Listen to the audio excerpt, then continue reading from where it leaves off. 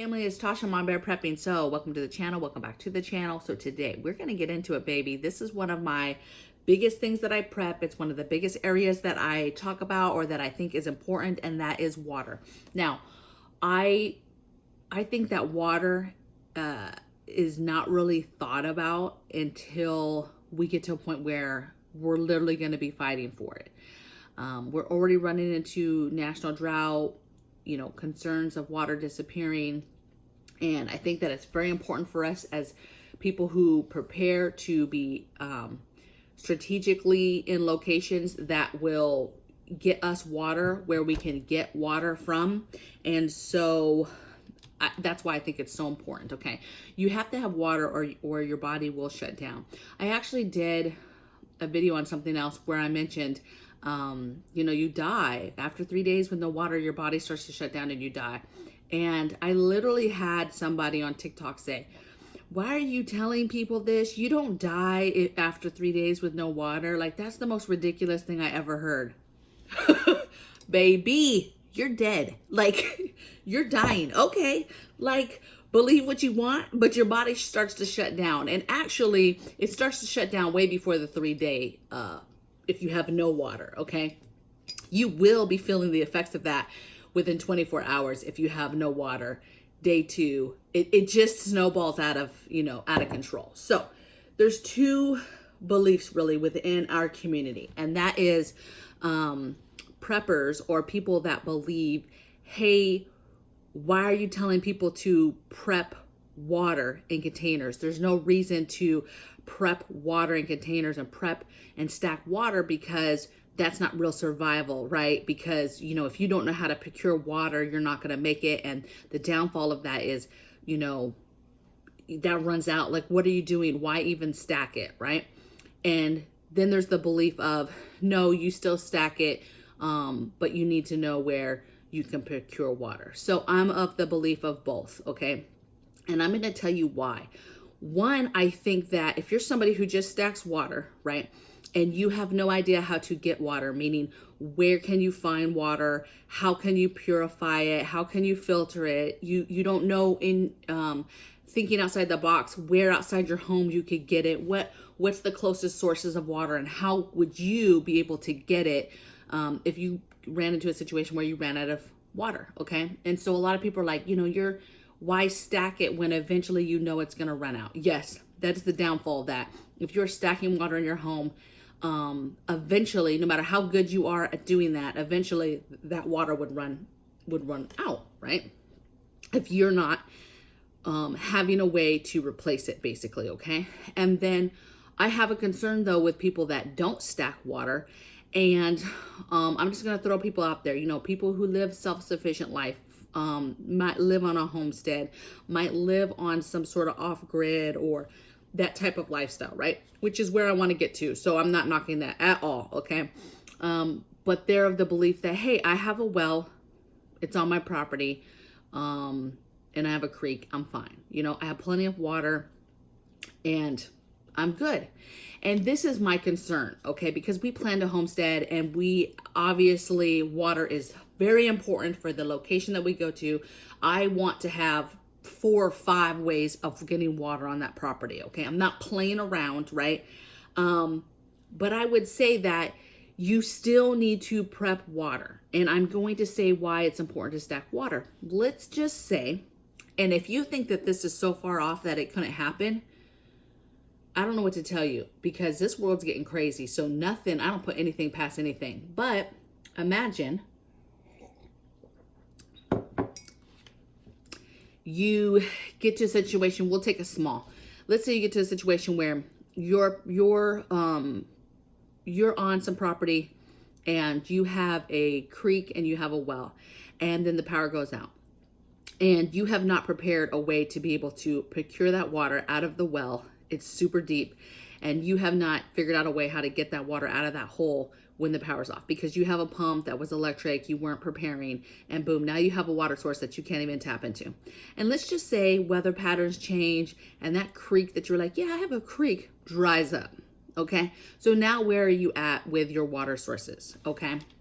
Second thing that could happen, nuclear attack, okay? Nuclear attack, EMP, because if an EMP hits, or CME, we lose, electricity, power, whatever, and then we're in a situation where we have meltdowns of nuclear plants or whatever. All that stuff is bad for us, okay? And all that stuff is really bad for water sources, okay? Natural water sources. That stuff is going to leach into water sources, natural water sources. Rainfall could be affected for a while, depending on where you're at. So all this notions of like, hey, I'll get this and I'll get that. And a lot of people would be like, well, if that happens, we're screwed anyway, right? It doesn't even matter because, again, you revolt back to how much water do you have stacked up, and is it going to outlive the length of, water being safe after, let's say, a nuclear attack, okay? I get that argument, okay? But I'm a huge believer in options and doing everything you possibly can to make your time longer, your survival time longer, okay, until you figure things out. So what I want to go over is both sides of that. So storage, we're just going to talk about it. So when we talk about storage, I think it's important that you do that. You have to, there's all types of ways that you can get water on your shelves, okay? So of course we talk about water containers, buying water containers, water bricks, those type of things, so that you can fill them with water, treat them, and then start stacking them. Of course, you can get cases of water. You can get gallon bottles of water. I would say stick to the heavy duty gallon water bottles instead of the milk jug looking ones, because that plastic breaks down much sooner and it will actually leak. Also with water bottles, just know that over time that plastic does break down and will leach into your water. So it needs to be in some sort of normal rotation. It takes a while for that stuff. If you're keeping it in a cool, dark place, it's not in the direct sunlight, that type of thing, it's going to last a lot longer, but just know that, okay? So if you have, millions and millions of pallets of bottled water, how long will that last? I don't know, okay? But I'm not here to knock it. There's all types of other water on the market, emergency water, water in cans, like soda cans, so cans, aluminum cans. You can can water, so a lot of preppers keep water in their empty canning jars, right, and keep water that way. Let's see. And then recycling old soda bottles, old juice bottles. As long as it's not the milk jug type of jugs, you're going to be okay for storing water in that. I do get, so this is the thing. We do get some water in the milk jug. Sometimes we get the distilled water that's needed for the CPAP. And what I use that for is I refill those and then I take them outside and I keep them for my garden. Okay, so they're like my emergency water for my garden. So if for some reason you have those type of, let's say juice in those gallon milk jug looking jugs, then you could wash them out really, really good. And then I fill them back up with water, but then I use them for outside water, for my emergency gardening water, okay? Let's talk about, and then of course you need all the purification stuff, right? You need the filtering stuff. You need all the things that go with making water safe. You need that for both situations, for both sides of the house.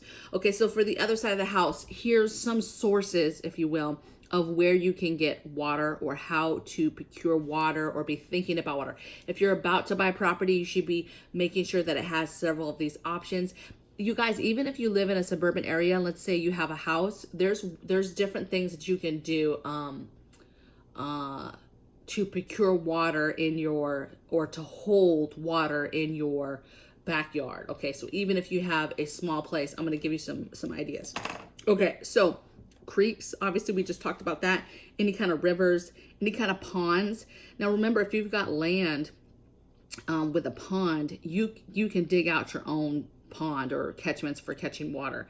Additionally, let's just say you have an urban spot. You can do a lot of small ponds in your backyard, do a little koi pond or do a little pond that doesn't have anything in it, okay?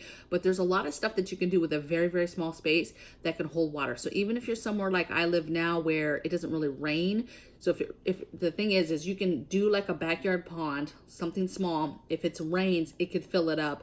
If it doesn't rain, then you could fill it up, but you still have, a source of something that's holding water for you, okay? You have lakes, okay, are the same thing. You have faucets. So remember, like faucets to public places, right? You can get to that water and those water lines with certain keys, with silcock keys, okay? Hydrants, same thing. If you have the right tool to open up hydrants, that could be a source of water. Pools, okay? A lot of people forget about pools. If you even throw up one of them cheap pools that you get at Walmart or whatever and just maintain it, I mean, that's a huge source of water without bringing attention to you that you're some sort of prepper or whatever. By just having a little pond in your backyard, a little pool, you know, those little round above ground pools is what I'm talking about. That's huge for water, okay? Wells, of course, and knowing, is it shallow, is it deep, what's your backup for the well as far as power, and how do you still get that water? Seawater, right? So seawater is salt water. It's not drinkable. You will die if you drink that water. It dehydrates you. And so, but there's ways that you can transition or change the water from being a salt water to a drinkable water. I don't know those. I've never tinkered with the ways that you can do that. I know there's a couple different ways, and I know there's probably some YouTube channels that talk about it in length, you guys. So if you're interested in that, just Google or just go on YouTube and talk about, you know, hey, how do I change seawater to drinkable water? Ditches. So think about ditches. Think about runoffs. Think about farmers and their silos with water, or anything that you've seen on the side of the road where you have farmers who are keeping water in some sort of capacity. I said runoffs and rain catchments.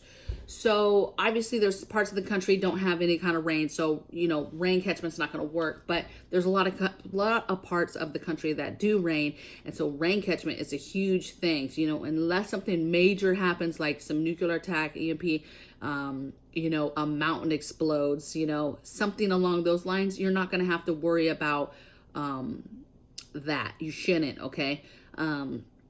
There's very few things that would affect actual rainfall and make that not a viable option. But again, there's tons and tons of stuff that you can do, and I think that it's super important to have both, you guys, to stack water, make a huge effort to stack water in your home any way that you can, and also be thinking about the places that you would procure water from. Where could you get water? A tip would be, right now where you live, get a map, okay, and see where the bodies of water are in your area. You have communities and suburban areas that have little man-made ponds that they've made. You have farming catchment ponds that farmers pull from. You have all types of things that, you know, figure out where are the closest rivers to you. How could you get down to them? How far would it be if you had to walk? Do you have the containers to get that? Pay attention to neighbors and who has pools or whatever. Like, you can find out a whole lot just by doing Google Earth and Google Maps, okay? And then just do an aerial view of your neighborhood, and you can clearly see, you know, who has pools and who has maybe ponds, or who has different waters, bodies of water near them, okay? What communities might have. I mean, you might drive past a community every day and you don't even realize it has a large pond in the middle of it, okay? How long that will last with all those people, I don't know, but the point is, it's water sources, and the more you know where there's water, the better your chances are, okay?